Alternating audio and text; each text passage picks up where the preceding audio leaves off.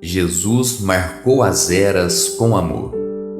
Seus ensinamentos ecoam através dos tempos. São bênçãos que permeiam nossas vidas. O Espírito da Verdade nos revela: Espíritas, amai-vos, eis o primeiro ensinamento. Instruí-vos, eis o segundo. Amar e aprender são os alicerces essenciais para a nossa evolução espiritual. O Centro Espírita Luiz Gonzaga de Luminárias inicia mais uma jornada de reflexão e crescimento através do estudo da obra Paulo e Estevão. Sejam todos bem-vindos a essa oportunidade de mergulharmos nos ensinamentos que nos conduzem a Jesus.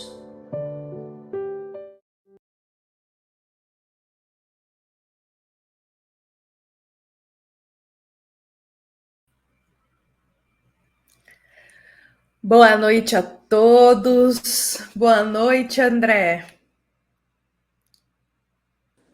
Boa noite a todos, sejam todos muito bem-vindos aqui em mais um vídeo que nós vamos dar continuidade a esse estudo da obra Paulo Estevão. Que a paz de Jesus esteja com todos nós. Que assim seja, André, com muita alegria que nós estamos aqui no nosso fim de domingo para juntos refletirmos as páginas da obra Paulo e Estevão. Que Jesus possa nos amparar, tranquilizar o nosso coração e que a gente possa estar calmo e tranquilo, porque para servir a Jesus, a gente tem que estar calmo, tem que estar tranquilo, a gente está com o coração sereno. Vamos deixar o estresse, as preocupações, a raiva, a tristeza de lado e vamos nos concentrar aqui com alegria, porque Jesus está nos proporcionando esse momento. E com certeza Jesus se alegra só da nossa boa vontade de estar aqui, reunido no nome dele, para partilhar este instante. Aliás, esse momento que a nossa amada Casa Espírita Luiz Gonzaga, da cidade de Luminárias, concede para todos nós. Sabe, André, eu sempre digo que a gente tem que servir a Jesus com um sorriso no rosto. A gente tem que servir a Jesus com alegria, com o coração pulando de felicidade por ter essa oportunidade. E quando a gente se reúne aqui para falar do Evangelho, mas também para ouvir do Evangelho, para ouvir essas palavras, é uma forma da gente servir a Jesus. Então, nosso coração, ele tem que se alegrar por esse instante, concorda? Com certeza. Pois é. Então, com o nosso coração sereno, com o nosso coração calmo, sabe, meus irmãos, esse capítulo que nós vamos dar continuidade hoje, da segunda parte, eu queria falar para todos nós que é um capítulo complexo, é um capítulo com muitos detalhes, e talvez eu e o André, a gente não vai conseguir passar por todos os detalhes aqui, talvez algo que chamou a nossa atenção e nós iremos refletir, às vezes quem lê vai chamar outra parte a atenção. Então, nós convidamos a todos a lerem também este capítulo. Eu com o André, a gente destinou aqui o nosso melhor no nosso aprofundamento desse capítulo e a gente espera que, de alguma forma, todos nós possamos sair daqui com o nosso coração preenchido de esclarecimento, preenchido dessa história tão bonita.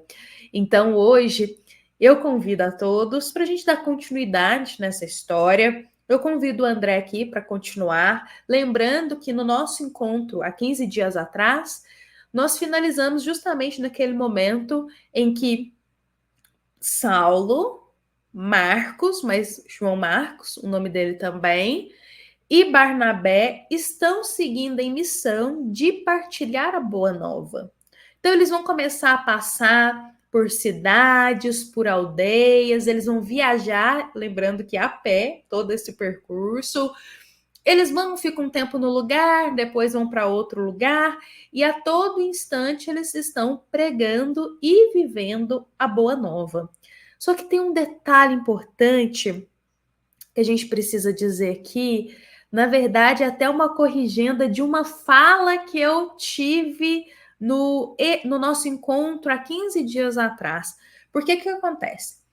Lá em Atos dos Apóstolos, sabe, André, nós temos narrado todo esse momento também. Tudo que a gente está vendo aqui, a gente vê lá em Atos dos Apóstolos.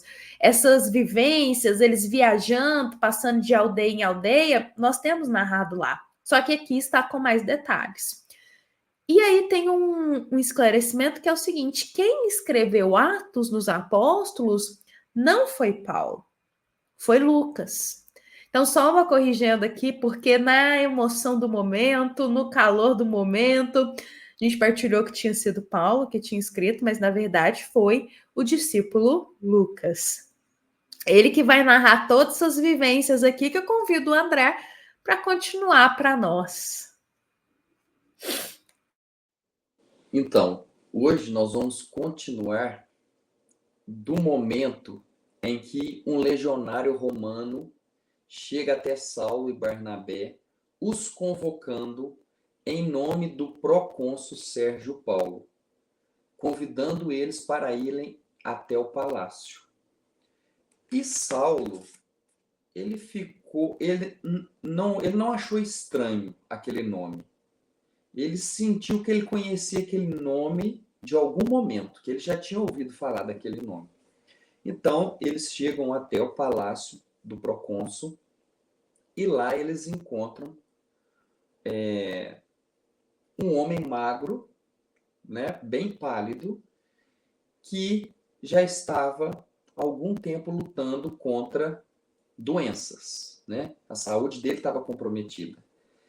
E junto deste homem chamado Sérgio Paulo, tinha um mago chamado Bar-Jesus.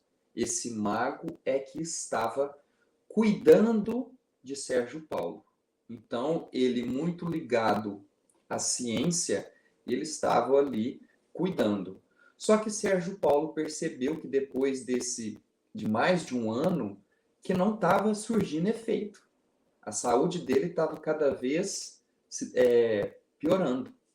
Então, ele ficou sabendo do que Saulo e Barnabé estavam fazendo, curando as pessoas, trazendo fé novamente para aqueles que estavam descrentes.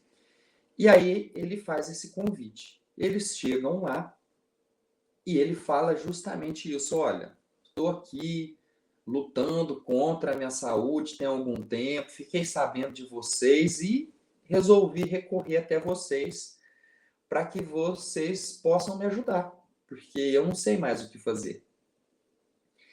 E aí Saulo responde assim para ele: temos conosco de fato o poder de um grande médico. Podemos curar quando os enfermos estejam dispostos a compreendê-lo e segui-lo. E aí a gente pode ter aqui uma noção que o evangelho é isso, né? Se a gente estiver disposto para poder compreendê-lo e praticá-lo, nós vamos ter um resultado benéfico para nós. Aqui é como se Paulo estivesse falando a respeito disso, do evangelho. Mas aqui ele estava mencionando o que poderia acontecer se Sérgio Paulo cresce, tivesse fé naquele médico que ele iria trazer para curá-lo. E ele fala, né? Esse médico chama Jesus Cristo.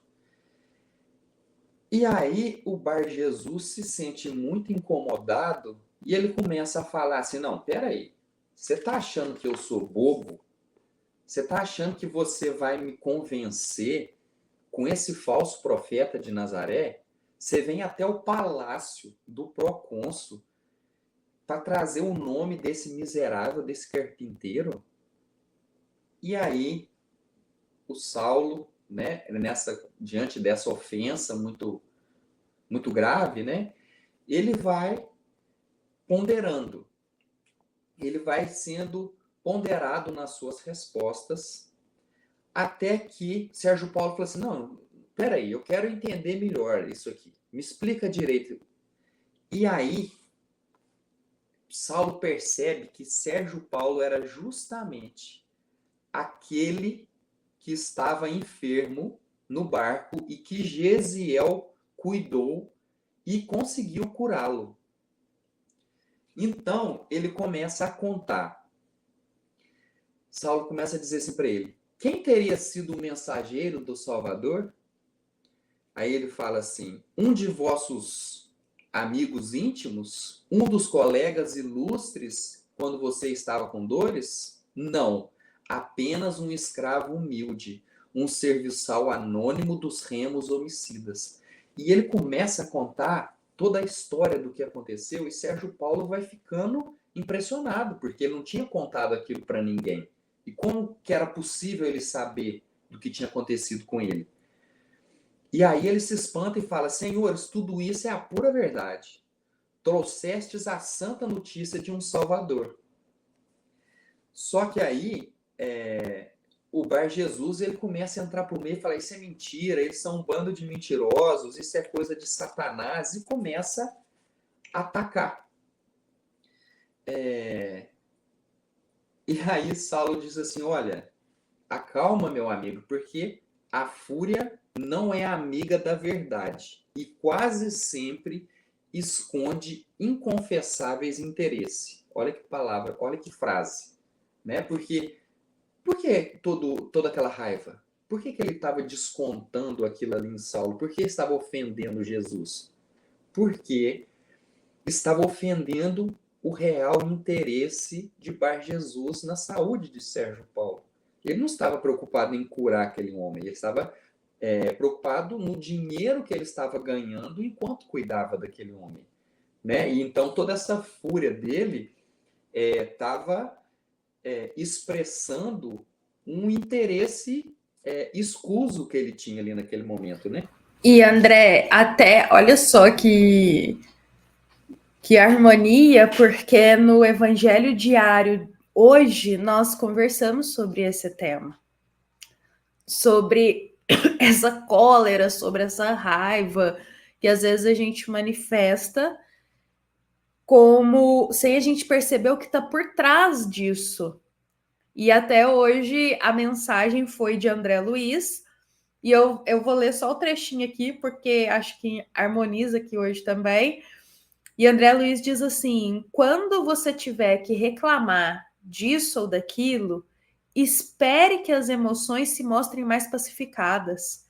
Porque um grito de cólera muitas vezes tem a força de um punhal. E aí, hoje, na reflexão do Evangelho Diário, nós conversamos exatamente sobre isso, como que quando a nossa palavra é dominada pela cólera, pela raiva, pela violência, as nossas palavras, elas têm a força de um punhal atingindo o outro que está ouvindo. E se o outro revida na mesma intensidade, acaba virando uma briga e uma discussão. E aí, eu já passo a palavra para você mais rapidamente. Nesse capítulo em específico, nesse momento, Saulo mostra pacífico, ele não coloca mais combustível aonde já está pegando fogo, ele não dá corda para essa raiva do outro, mas esse não é o único momento. Mais à frente, nesse capítulo, também vão ter outros instantes que ele vai lidar com pessoas com raiva, com cólera, e ele vai se mostrar pacífico nesse momento. Então, é um grande ensinamento, acho que, para a nossa vida, não é, André, esse instante. Quando a gente fala com raiva, nada de bom sai da nossa boca. Quando a gente responde estressado, nada de bom sai do nosso coração. Então, o que André Luiz fala, pacifica as emoções antes de falar, antes de responder, que é melhor até para a nossa evolução, para o nosso aprendizado. E eu vejo muito você contando aqui agora esse trecho, Saulo fazendo isso. Você enxerga um pouco disso? Com certeza. Só que ele tentando ser pacífico e o Bar Jesus agredindo, sendo ofensivo, isso durou mais de hora. Então chegou um certo ponto que Saulo decidiu intervir, né? E ele fala assim para ele: olha, eu fiz de tudo para convencer sem demonstração direta. Porque eu não queria te ferir e eu estava respeitando as suas convicções. Está cego e é nessa condição que podereis enxergar a luz. Como vós também já vivi em trevas, e no instante do meu encontro pessoal com o Messias, foi necessário que as trevas se adensassem em meu espírito, a fim de que a luz ressurgisse mais brilhante. Tereis igualmente esse benefício. E aí ele fala assim para Jesus: a visão do corpo fechará, para que possas divisar a verdade em espírito. E aí, nesse momento, Jesus fica cego. E quando ele fica cego, ele fica desesperado, porque essa cegueira dele durou 4 horas. E aí, Saulo, então, depois de 4 horas, impôs as mãos sobre o rosto de Bar Jesus e ele reconstitui a visão. E aí tá a diferença, né?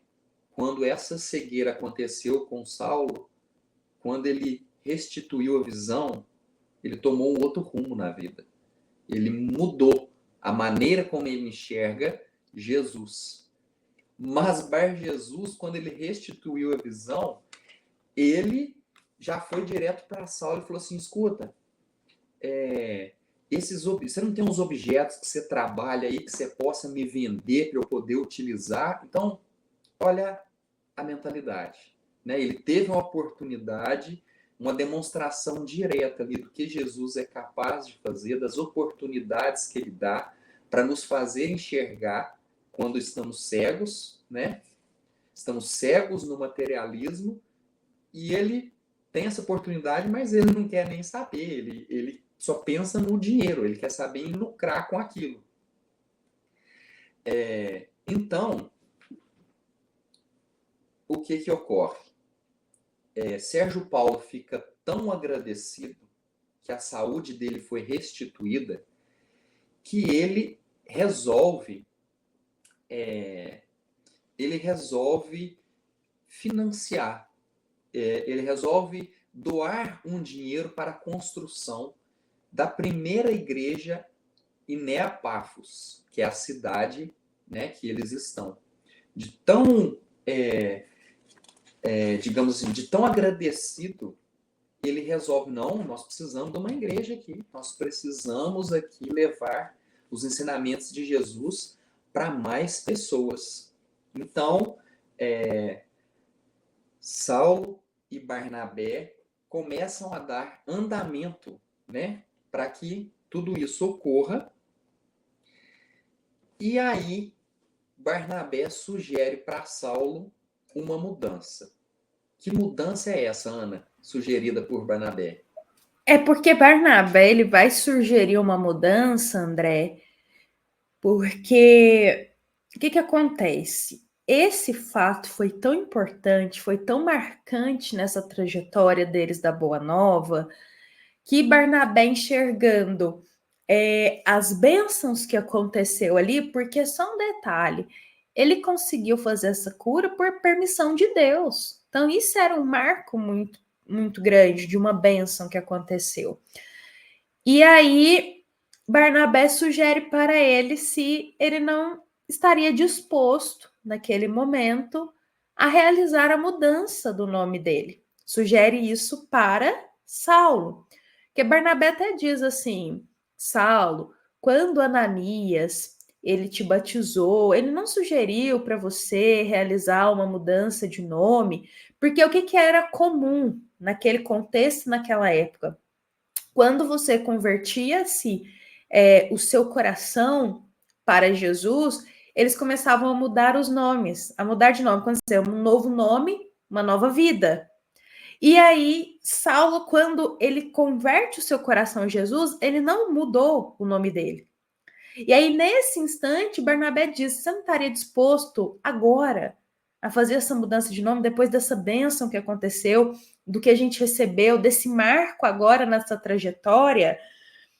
E aí, aqui, ele vai dizer que é muito significativo e que ele estava aberto a realizar essa mudança. Tanto é que eu gostaria até de ler aqui as palavras, nesse momento, de Saulo, que ele diz: Barnabé, eu sei que muitos dos nossos companheiros trocaram de nome quando se converteram ao amor de Jesus. Quiseram assinalar desse modo a sua separação dos enganos fatais do mundo. Não quis valer-me do recurso, de qualquer modo, mas a transformação do governador, a luz da graça que nos acompanhou no curso dos acontecimentos de hoje, me levaram igualmente a procurar um motivo de perenes lembranças. Por outras palavras, Saulo está dizendo que ele sabia que as pessoas faziam essa mudança, como se diz, eu estou renascendo na própria vida. Então, eu altero o meu nome. O meu nome antigo remetia à vida que eu tinha com o mundo. Aqueles comportamentos que eu tinha. E a partir de agora, com esse novo nome, como a forma como eu desejo ser chamado, eu mostro que eu mudei a conduta da minha vida. Meu coração agora é de Jesus. E aí Saulo diz que, bom, diante de tudo que aconteceu aqui hoje, eu começo a cogitar essa possibilidade de fazer essa mudança. E aí que ele diz, por razões íntimas e absolutamente respeitáveis, obrigam-me a reconhecer doravante um benfeitor no chefe político desta ilha. Sem trocar formalmente meu nome, passarei a assinar minha romana. E é nesse momento que Saulo, assinando a romana, o nome dele é Romana, ele retira a primeira letra, o S, e ele coloca a letra P. Então, de Saulo, ele altera o nome dele para Paulo. E aí, o Barnabé, que está conversando ali com ele, até diz muito bem, porque entre Saulo e Paulo nenhuma diferença existe, a não ser a do hábito de grafia ou de pronúncia. A decisão será uma formosa homenagem ao nosso primeiro triunfo, ou seja, uma homenagem àquele triunfo que foi realizado ali naquele momento, que o André acabou de narrar para a gente.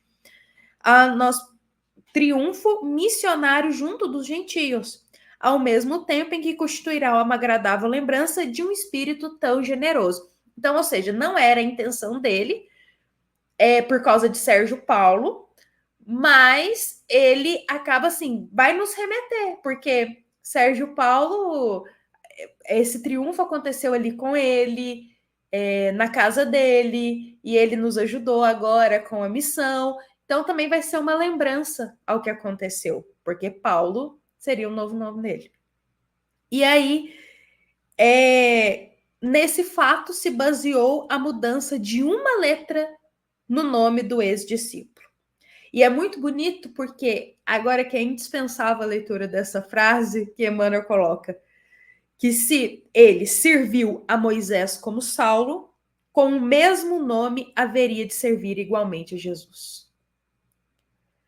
E ele fazia questão de continuar como Saulo, para lembrar-se de todo o mal e envidar esforços para fazer todo o bem ao seu alcance. Então, qual que é a essência aqui desse momento da mudança de nome? Ele altera o seu nome para Paulo, só que ele não quer se esquecer de tudo que Saulo já fez até o momento na vida dele, até esse instante, todas as maldades e tudo. E ele quer marcar essa lembrança para ele nunca mais tomar esse caminho, para ele nunca mais repetir aquilo. Então, ou seja, ele deixa um pedacinho do passado dele vivo dentro dele, como uma lembrança do que ele não gostaria de repetir. E isso é até essencial para a nossa vida, André, se você for pensar. De alguma forma, todos nós deixarmos um pedacinho do passado vivo dentro de nós, com lembranças daquilo que a gente não quer repetir, dos caminhos que a gente não quer tomar novamente, dos erros que a gente já tropeçou várias vezes e que a gente não quer cair de novo. Então, se a gente às vezes deixa essas lembranças, também é uma forma da gente, como se diz, ressignificar a nossa vida. E até sobre isso, o André, na história, nós vemos que sempre após uma guerra, algo assim que foi muito destruidor na sociedade, eles criam um monumento, eles criam um local para aquilo, tanto para homenagear e para lembrar com carinho das vítimas, como também para lembrar a sociedade de tudo que aconteceu, para a gente não se esquecer. Então, por exemplo, lá o Hitler, aqueles campos de concentrações, toda a maldade que ele fez. Se você for lá, ainda existem esses campos de concentrações, você pode visitar. Foi criado ali estátuas, monumentos para poder homenagear aquelas pessoas, mas foi deixado aquela lembrança do passado para que aquilo não se repita. A lembrança da dor também, do sofrimento. Então não é só uma homenagem, mas também uma lembrança do que não é para ser repetido. Então, imagina você chega ali naquele campo de concentração, toda a dor daquele momento vai te revisitar. E é uma lembrança do que a gente não quer viver como sociedade. Então, digamos assim, que deixar um pedacinho vivo do nosso passado é importante para a gente não repetir. E aí, continuando aqui, daí por diante, o convertido de Damasco, em memória do inovidável pregador do evangelho que sucumbira a pedradas, Estevão, passou a assinar Paulo até o fim dos seus dias. Então é nesse momento da história que ele faz a alteração do nome dele. E aí é muito bonito, só um detalhe, que muitas pessoas quando convertem-se a Jesus, eu estou falando aqui na época, tá? Convertem o seu coração a Jesus, faziam a mudança do nome. Só que eu acho bonito porque a gente percebe que Paulo, ele deixou para fazer essa mudança depois da vivência dele do evangelho. Então, não apenas quando eu conheci o evangelho, mas a partir do momento que eu comecei a viver esse evangelho e que eu tive uma provação e eu venci essa provação.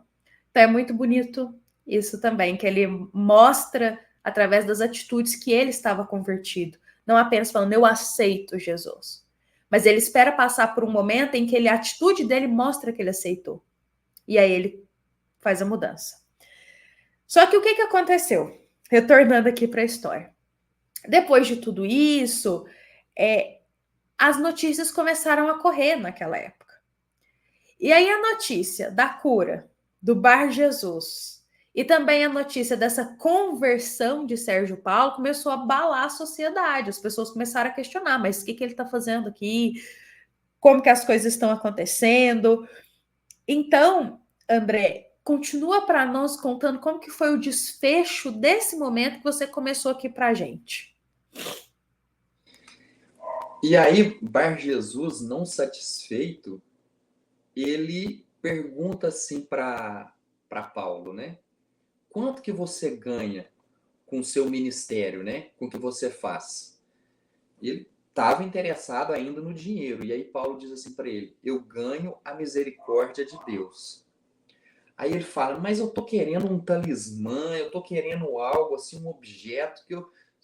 você pode colocar o preço que for. Eu vou comprar, porque aí eu vou conseguir...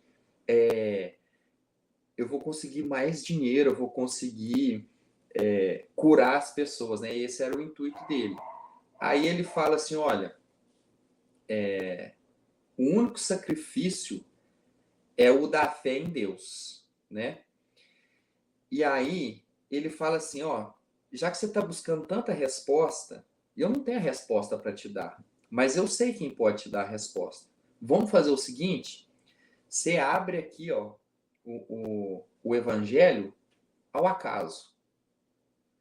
Aí ele fala assim, não, eu não vou abrir, ué. Eu não conheço o que está escrito aí, como é que eu vou abrir isso aí ao acaso? Aí Paulo pergunta para ele, então o que você conhece? Aí ele fala assim, não, eu conheço Moisés e os profetas. Ele falou assim, então faz isso. Eu tenho aqui os rolos aqui, E aí, Bar Jesus, querendo dar uma de superior, fala assim, não, mas eu só leio os profetas de joelho. Não é assim, de qualquer maneira. Aí Paulo fala assim para ele, olha, você pode ler do jeito que você quiser, Porque o ato de compreender o que você lê é o que nos interessa. Então, você quer ler ajoelhado, você quer ler deitado, o que interessa é o que você está entendendo disso que você está lendo, né? Não é a postura, é o entendimento. Então, ele vai e abre ao acaso e cai num trecho dos Provérbios. E lá está escrito assim, ó: 2 coisas te pedi, não mas negues, antes que eu morra. Afasta de mim as vaidades e as mentiras. Não me des nem a pobreza, nem a riqueza. Concede-me apenas o alimento de que necessito, para não acontecer que, estando farto, eu te negue e pergunte: quem é Jeová? Ou que, estando pobre, me ponha a furtar e profane o nome de meu Deus. Aí Saulo diz para ele: tá vendo? Deus te respondeu, né? Ele estava com toda essa ganância de querer dinheiro e não é exatamente isso, né? Aqui está dizendo para ele que tenha o necessário, viva bem com isso, faça o bem para as outras pessoas, né? Se comprometa com o que você está disposto a fazer. E então eles continuam, porque quando começa, né, a Ana bem colocou, quando as notícias começam a se espalhar de toda a cura, de conversão que eles fazem, vem a perseguição. Então, o que eles precisam fazer? Eles se organizam e vão para outras cidades. Então, o que eles fazem ali? Já que a primeira igreja ia ser, a primeira igreja de Neopáfos ia ser criada ali, eles deixam, então, Barnabé e Saulo deixam João Marcos como responsável ali, para poder organizar ali o início, né? E eles então escolhem ir para outras regiões.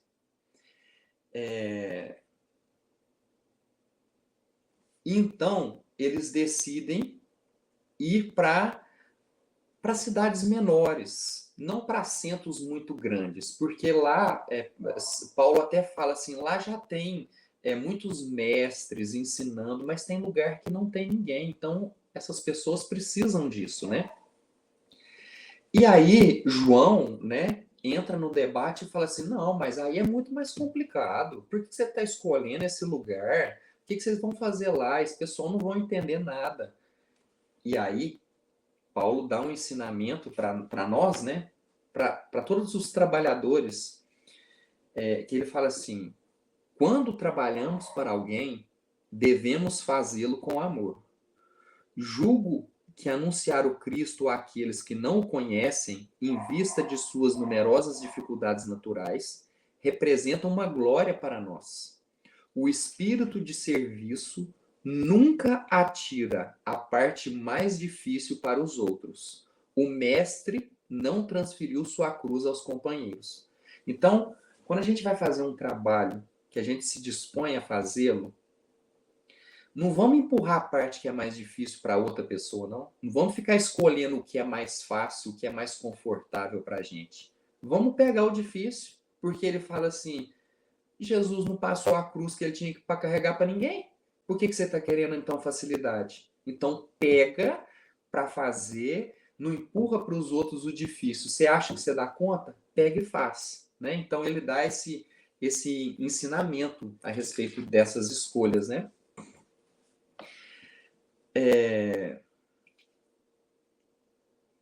Então, eles resolvem fazer esse caminho, só que durante esse caminho, nessa mudança de cidade, acontece algumas coisas, né? O que foi que aconteceu, Ana? Acontecem coisas muito importantes. E eu até coloco aqui como provações. Essa é uma interpretação pessoal minha. Essas coisas que acontecem não é ao acaso, porque nada que acontece na vida da gente é ao acaso. Tudo tem um porquê divino. As coisas felizes e infelizes aos nossos olhos. Então, eu acredito que foram momentos de provações, porque nessa viagem, o André, eles resolvem parar em uma caverna para descansar. Lembremos, eles estão viajando a pé, passando de cidadezinha em cidadezinha, Então, no meio da estrada ali, eles encontram uma caverna e se acomodam. E ali eles ficam para poder descansar. Só para lembrar que aí é só Paulo e Barnabé. Então, Marcos ficou. Isso mesmo. Então tá ali Paulo e Barnabé, e eles estão descansando nessa caverna, já é tarde da noite. Ali eles estão conversando sobre Jesus, e até interessante porque Barnabé diz que, nossa, se todo mundo conhecesse a Jesus, né? Todo mundo convertesse o seu coração ao Cristo, todos nós seríamos bons. Se todos se reunissem, se todos soubessem de Jesus, como se o mundo, digamos assim, ele, em outras palavras, ele diz como o mundo seria melhor.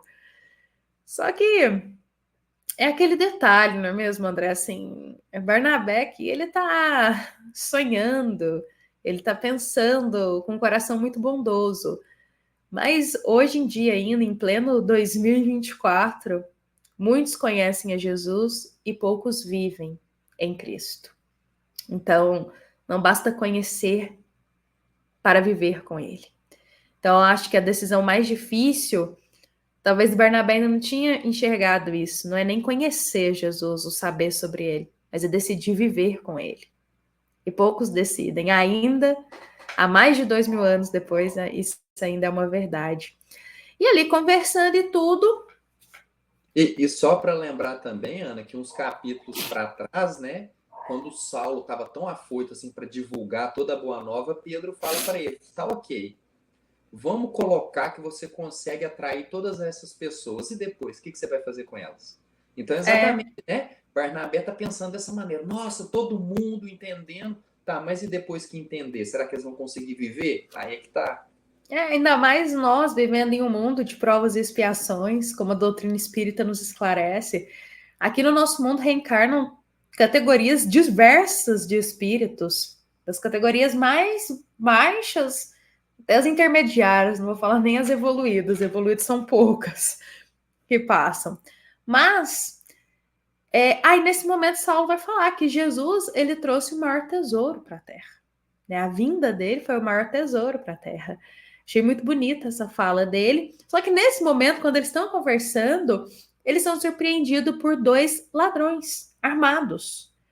E esses 2 ladrões já adentram na caverna, pedindo para passar a bolsa de dinheiro que eles tinham, tudo que eles tinham. E eles estavam com os pergaminhos ali naquele momento, com os escritos de Levi e tudo, e os ladrões falam: passa isso aí também, você está falando aí de alguém que tem uns tesouros, eu quero achar esse tesouro aí também. E aí os ladrões com aquela cabeça, Barnabé fica extremamente assustado, mas Saulo calmamente fala: não, entrega tudo para ele, entrega a nossa comida, entrega a bolsa de dinheiro, entrega os pergaminhos, tudo que eles precisam. Porque os ladrões falam: se vocês não me entregar tudo, eu vou matar vocês. Então, eles vão... Eu falo que essa é a primeira provação. Eles perderam tudo materialmente naquele momento ali. Eles estavam à noite, no meio da estrada, numa caverna, eles perderam tudo. A comida, o dinheiro e os pergaminhos de Levi, naquele momento. E aí, nesse instante, depois que os ladrões pegam tudo, vão embora, Barnabé fica muito assustado e fala: e agora, o que a gente vai fazer? Que a gente perdeu o dinheiro, a comida e os pergaminhos. E Paulo, na verdade, a primeira coisa que ele diz é: não se preocupe, porque Deus sempre cuida. Digamos assim, por outras palavras, é o que ele diz, né? Deus sempre providencia o que a gente precisa. A gente não fica desamparado. E às vezes, quando a gente tem algumas perdas materiais, é comum a gente se desesperar, a gente perturbar o nosso coração. Mas acho que confiar em Deus e que Ele sempre aparece com a solução no momento que a gente precisa é essencial para a gente manter a calma, manter a fé. E aí, nesse instante, Paulo tenta acalmar Barnabé. Ele diz: olha, o alimento, a gente vai passando por vários caminhos, a gente consegue alimento, não estamos desprovidos. Financeiramente, as coisas vão se ajeitar, não precisa se preocupar. E quanto ao pergaminho, que eram as anotações que tinha, porque como que eu vou... Ele pensou, né? Como que a gente vai pregar a boa nova se a gente não tem as anotações de Levi? E é nesse momento que Paulo ele tira ali, que ele tinha guardado junto com ele, na roupa dele, então os ladrões não viram os pergaminhos mais de Gamaliel. Lembra que ele ganhou uns pergaminhos de presente de Gamaliel? E aí ele ganha, ele pega esses pergaminhos e entrega ali para Barnabé. E ele diz, até fala aqui, enganastes Barnabé, eu tenho aqui o evangelho, que me recorda a bondade de Gamaliel, que foi um presente que eu ganhei. Então, dessa forma, eles se mantêm, eles passaram por essa primeira provação, que foi a perda material, só que passou tudo isso, os ânimos acalmaram, eles continuam viagem.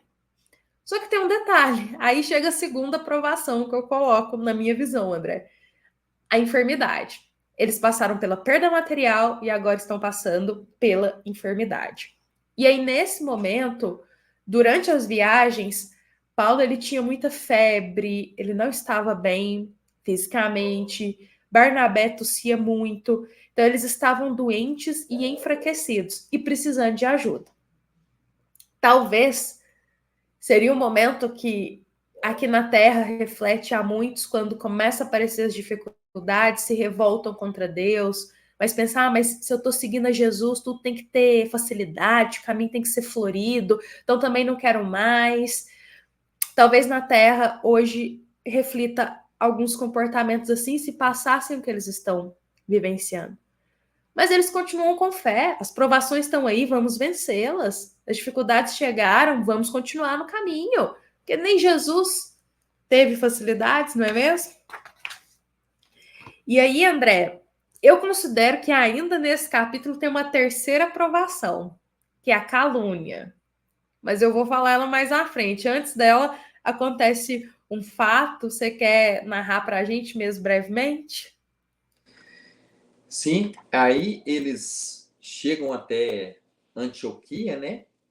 E só que eles foram assaltados, perderam tudo, estavam com a saúde debilitada, mas seguindo aquele ensinamento, né, de conseguir o pão com o suor do próprio rosto, Paulo resolve procurar um emprego para que ele possa trabalhar de tecelão, porque era isso que ele fazia, né? Desde então. Então ele chega até um homem chamado Ibrahim e começa a falar para ele: olha, eu não preciso de muita coisa, eu preciso para poder me manter, para poder sobreviver, eu e meu amigo que está doente, para que a gente possa sobreviver. Eu não estou precisando de muita coisa, eu vou trabalhar, vou fazer. E aí Ibrahim acaba se compadecendo da situação dele e oferece para ele, então, um tear, né, para que ele possa ali trabalhar. Então, eles começam ali a trabalhar, Barnabé restitui ali a sua saúde e ele vai e arruma também um emprego, né, de oleiro, né, Barnabé era o oleiro, e aí eles começam a trabalhar. E então eles começam a pregar. Então eles vão pregando a boa nova e aí é algo que se repete.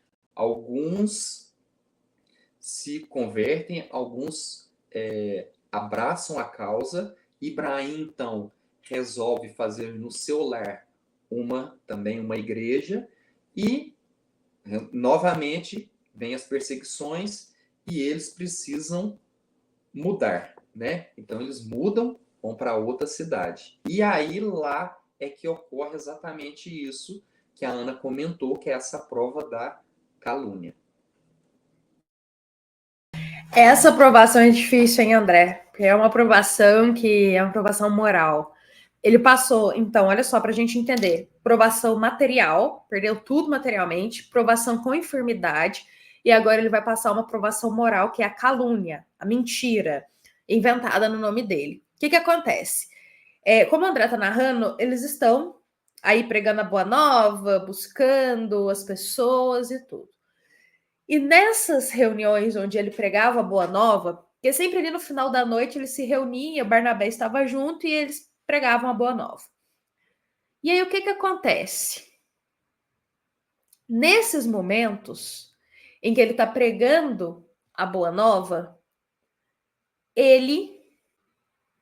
então eles estão pregando a boa nova e as pessoas estão ali assistindo, e muitas pessoas. Só que dentre esse grupo que está ali, tem uma menina, uma jovem, chamada Tecla. E essa jovem começa a frequentar todas as reuniões, e ela tá ali sempre. E ela era uma jovem que já estava noiva, já estava prometida para um rapaz.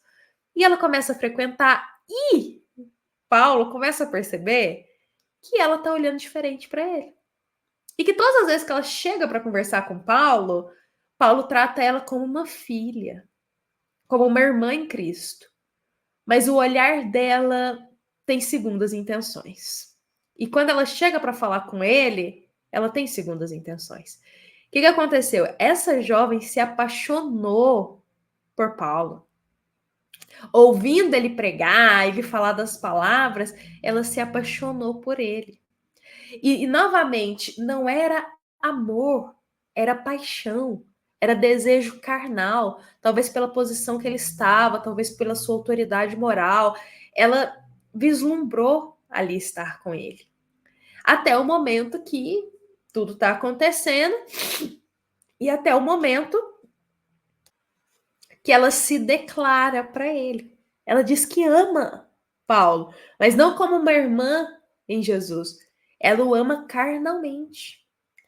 E aí Paulo se assusta com essa revelação e ele tenta ali remediar, dizendo: olha, as coisas não são assim, eu não te enxergo dessa forma, a paixão na carne é coisa passageira, porque a gente tem que, quando a gente se une com alguém, tem que ser em amor, e tem que ser um amor em Cristo.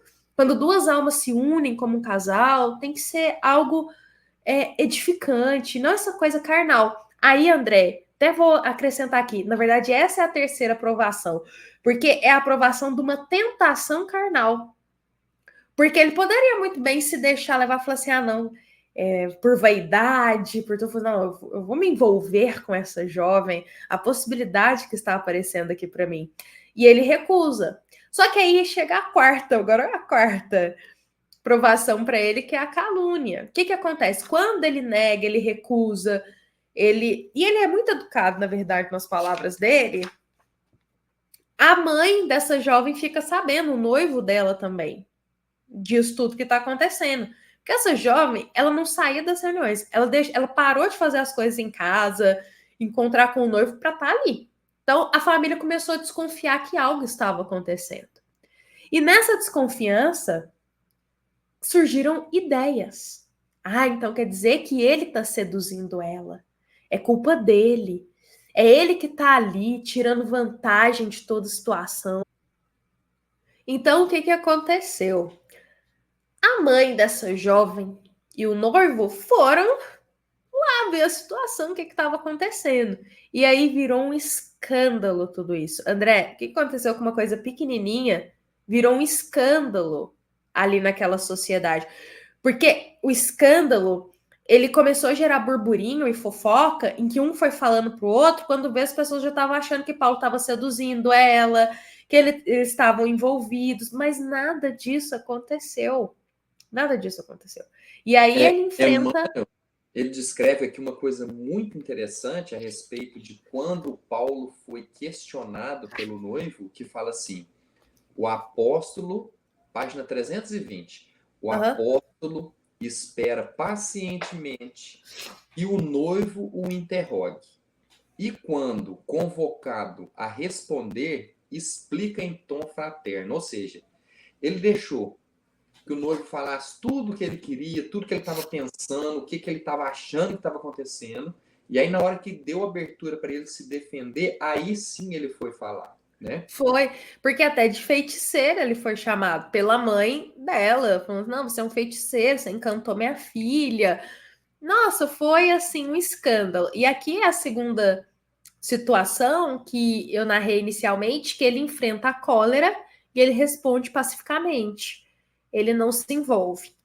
Só que esse fato naquela época tomou uma proporção tão grande. E assim, a mentira inventada, a fofoca, aumentou tanta situação, tomou uma proporção tão drástica que Paulo vai ser preso por causa disso. Porque isso vai chegar nas autoridades. E é como se diz, era o pinguim que faltava que as autoridades queriam para poder parar a pregação da Boa Nova, tudo que Paulo estava fazendo. Então, eles aproveitaram dessa situação, prenderam Paulo, e ele vai sofrer ali, ele vai ficar. Acho que essa é a primeira prisão dele que a gente vê aqui. A primeira prisão terá outras, mas eu não vou entrar em detalhes. Ali preso, então, 5 dias, passando por situação complicada. Uma pessoa vai depois encontrar com ele. Depois de 5 dias, ele é liberto e uma pessoa vai encontrar com ele. Aí eu convido o André para contar quem foi essa pessoa, que estava com ele todo o caminho, na verdade, e qual que é o final desse capítulo, André? Depois de tanta coisa que aconteceu. Barnabé, então, reencontra, né, com Paulo e eles decidem, como sempre, que eles precisam ir para outra cidade, porque não tem condição, né? Onde eles vão, eles fazem o bem, mas tem adversários que querem fazer o mal, e ele tem consciência disso, né? Porque quando ele responde o noivo lá de Tecla, ele fala: os adversários invisíveis da verdade e do bem, certo se lembraram de influenciar esta pobre criança para fazê-la instrumento perturbador de nossa tarefa.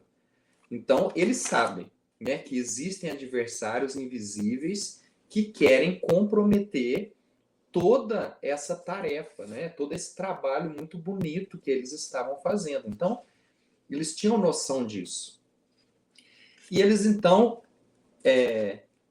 levam uma carta de recomendação e vão até a cidade de Listra.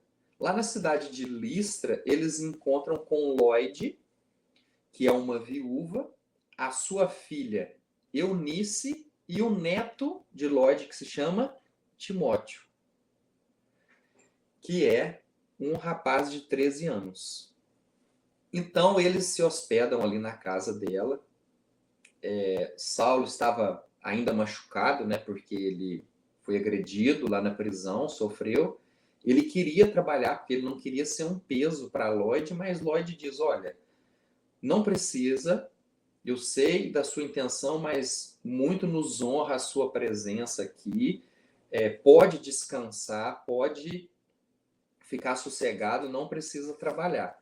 E aí, então, depois de 6 meses, né, que ele conseguiu recuperar a sua saúde ali, é que ele começa, então, a fazer as pregações. E no meio dessa, quando ele estava fazendo essa pregação, na praça, né, um mendigo que estava ali próximo, que não andava direito, rastejava, Paulo vai e cura esse mendigo. E era uma cidade pequena, então todas as pessoas conheciam quem era aquele mendigo, a vida dele. Então, quando viram ali naquele instante aquele mendigo sendo curado, ficaram todos assim espantados e maravilhados com aquilo, com aquela situação. Só que aí, novamente, o que acontece? Vem a perseguição. E aí, então, quando Paulo resolve fazer outra pregação em praça pública, ele é apedrejado. Então, ele sofre várias pedradas e cai ali. E perto dele estava Timóteo. E Timóteo, então, tenta acalmar ali a multidão a respeito daquilo. E só que chega um homem, né, um rapaz perto de Timóteo e fala assim para ele: olha, se você quiser sobreviver e que Paulo sobreviva, você fica em silêncio. E era um rapaz chamado Gaio. E esse Gaio, ele teve a mãe curada por Paulo.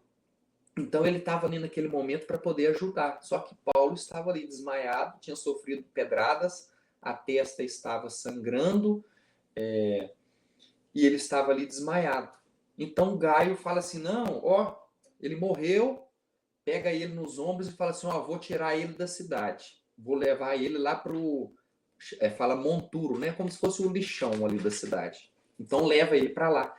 Antes disso, o Gaio tinha conversado com Timóteo e falou assim, olha, se você quiser salvar Paulo, você corre daqui, depois você vai lá para o monturo para poder encontrar ele e leva água para poder salvar ele. Então, Gaio leva Paulo até esse monturo, deixa ele lá e as pessoas vão acompanhando, e quando chega lá, ele fala assim, deixa que os cães aí dão conta do resto que sobrou dele aí. E ele sai, então. Ele sai junto com a multidão, vai embora, e Timóteo chega escondido e começa a cuidar de Paulo. Começa a limpar as feridas dele, dar água para ele, e Paulo, então, acorda. Todo machucado, né, do apedrejamento, ele acorda. E quando Paulo acorda, o que ele faz? Ele começa a agradecer a Deus pela misericórdia de ter sobrevivido. Porque naquele momento, quando ele percebeu que ia começar o apedrejamento, ele se lembrou, eu acho que chegou o meu momento, porque eu fiz isso aí com Estevão, né? Então nada mais justo de que isso me ocorra dessa maneira também. E aí Timóteo ficou ali cuidando dele, e 2 horas depois que ele estava ali cuidando, aparecem então Barnabé, Lloyd e Eunice, a mãe e a avó de Timóteo e Barnabé, para poder cuidarem de Paulo. Então levam ele para casa.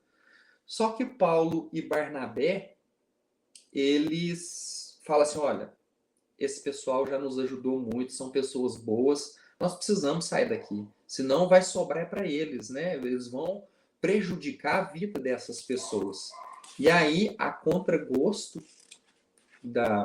de Timóteo, que não queria que ele fosse, né? Porque Timóteo tinha muitas dúvidas a respeito do evangelho, ele gostava muito dos ensinamentos de Jesus, e ele sempre recorria a Paulo, perguntava a Paulo muitas coisas, e Paulo respondia a ele, passava todos os ensinamentos para ele. E então, eles resolvem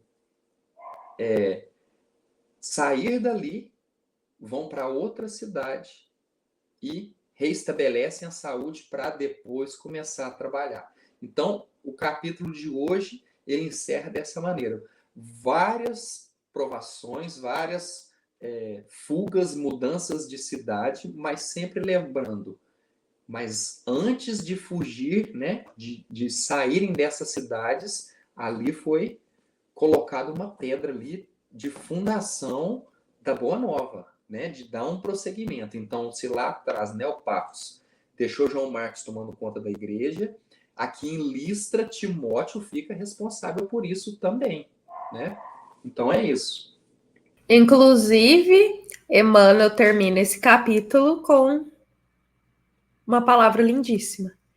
É que entre os espinhos da estrada escabrosa, os 2 companheiros, desassombrados, mantinham ereta a cruz divina e consoladora, espalhando a mancheias as sementes benditas do Evangelho e da Redenção.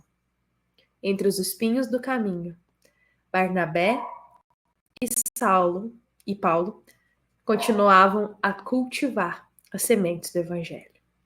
Eles não pararam.